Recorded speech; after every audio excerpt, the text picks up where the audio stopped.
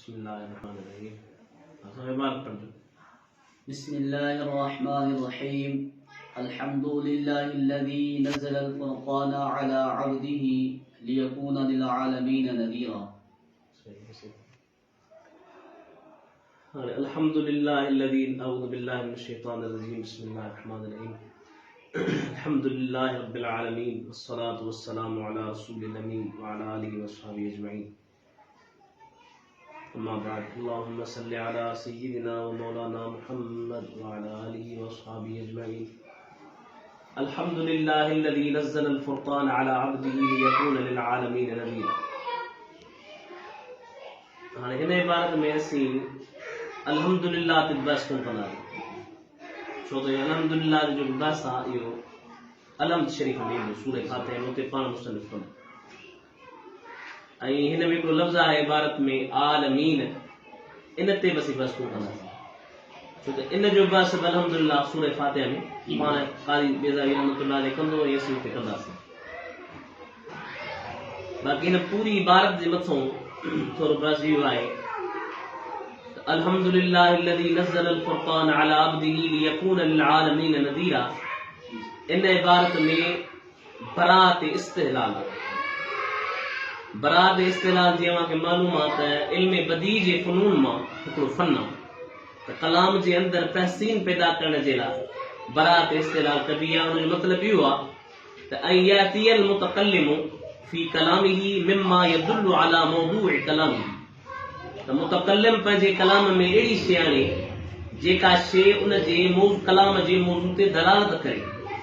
मसलन जेकॾहिं तव्हां किथे इल्म जे बारे में तक़रीर कयो, तव्हां ख़ुतबे में पढ़ो अल्हम्दुलिल्लाहिल्लज़ी अअज़्ज़ल इल्म फिल आसार व अअला हिज़्बहु वल अंसार वस्सलातु वस्सलामु अलन नबिय्यिल मुख्तार। अहिड़ी तरह यानी तव्हां जीअं ख़ुतबे में पढ़ियो अल्हम्दुलिल्लाहिल्लज़ी अअज़्ज़ल इल्म, तव्हां जे इन ख़ुतबे पढ़ण सां मुख़ातिब खे ख़बर पइजी वेंदी त हाणे जेका तक़रीर थींदी उहा इल्म जे मुतालिक़ थींदी। यानी मुतकल्लिम पंहिंजे कलाम में अहिड़ो कलाम आणे जेको उन जे मौज़ू ते छा करे दलालत करे। त इमाम बेज़ावी रहमतुल्लाह अलैह छा आहे त तफ़सीर जे बारे में ॻाल्हाईंदा, तंहिं करे इब्तिदा में पाण फरमायो अल्हम्दुलिल्लाहिल्लज़ी नज़्ज़लल फ़ुरक़ान अला अब्दिही, यानी इहो इशारो ॾेई फरमायो त हिन कलाम में बरात इस्तिहलाल आहे ऐं जेको ही मुंहिंजो तफ़सीर आहे यानी मुंहिंजो किताब लिखियो आहे इहो इल्म तफ़सीर ते मुश्तमिल आहे। अच्छा, ॿियो हिन इबारत जे अंदरि इक़्तिबास आहे। इक़्तिबास इल्म बदी जो हिकिड़ो इस्तिलाह आहे। इक़्तिबास छाखे चइबो आहे त क़ुरान करीम मां को कलमो आणिजे या हदीस शरीफ़ मां को कलमो आणिजे, पोइ उहो जेको क़ुरानी कलमो आहे या हदीस मां जेको कलमो आयो आहे उहो तव्हांजे कलाम ते मुश्तमिल हुजे। ईअं न त सिर्फ़ु तबरुक न आंदो वञे, बल्कि उहो तव्हांजे कलाम ते मुश्तमिल हुजे। तव्हां उहा ॻाल्हि चवणु चाहियो पिया, पर तव्हां उन ॻाल्हि जे लाइ का क़ुरान जी आयत आंदी आहे, मक़सदु तव्हांजो आहे, पर तव्हांजे कलाम खे उहा शइ शामिल थी वई। यानी क़ुरान करीम मां या हदीस शरीफ़ मां का शइ हाणे तव्हां पंहिंजे कलाम ते उनखे छा करे छॾियो, शामिल करे छॾियो, त इनखे छा चइबो आहे इक़्तिबास। पर शर्त उन में इहो आहे त उन में तग़यीर न हुजे। तग़यीर माना जीअं क़ुरान जी हिकु हिकु आयत आहे, हिकु हिकु लफ़्ज़ आहे, उहो ई तव्हां पंहिंजे कलाम में आणियो त पोइ इहो इक़्तिबास आहे। जेकॾहिं तव्हां थोरी तग़यीर कई, फेरफार कई, लफ़्ज़ खुटायो आहे या वधायो आहे, त पोइ इहो इक़्तिबास न रहियो।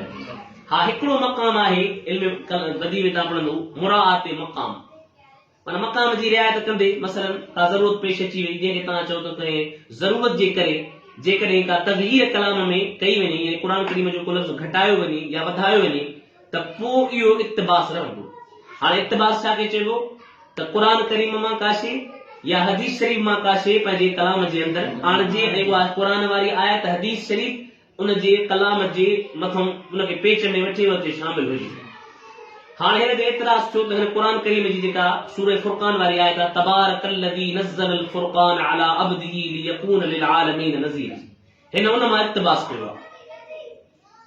तबारकल्लज़ी नज़्ज़लल फ़ुरक़ान अला अब्दिही लियकूना लिल आलमीन नज़ीरा, इक़्तिबास कयो आहे। त पर हीअ इक़्तिबास न आहे, छो त असां चयो इक़्तिबास तॾहिं थींदो जॾहिं क़ुरान जो हर्फ़ खुटाइजे न, पर हिन खुटायो आहे तबारक जी जॻह ते हिन आंदो अलहम्द।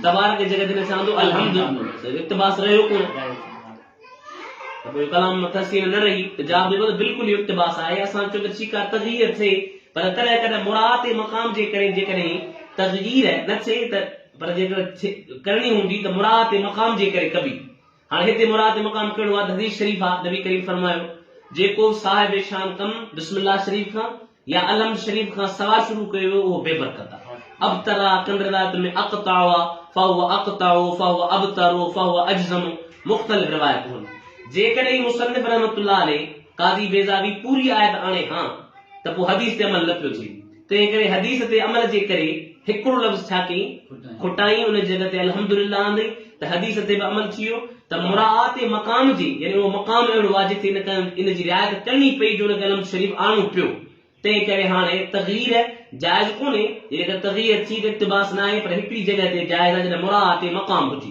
त जंहिं मक़ाम ते उहा इबारत आंदी पई वञे उहो मक़ाम इन ॻाल्हि जो मुक़्तदी आहे चाहे पियो त इन जॻह ते छा कयो तव्हां अल्हम्दुलिल्लाह आणियो तंहिं करे मुसन्निफ़ रहमतुल्लाह अलैह ते अल्हम्दुलिल्लाह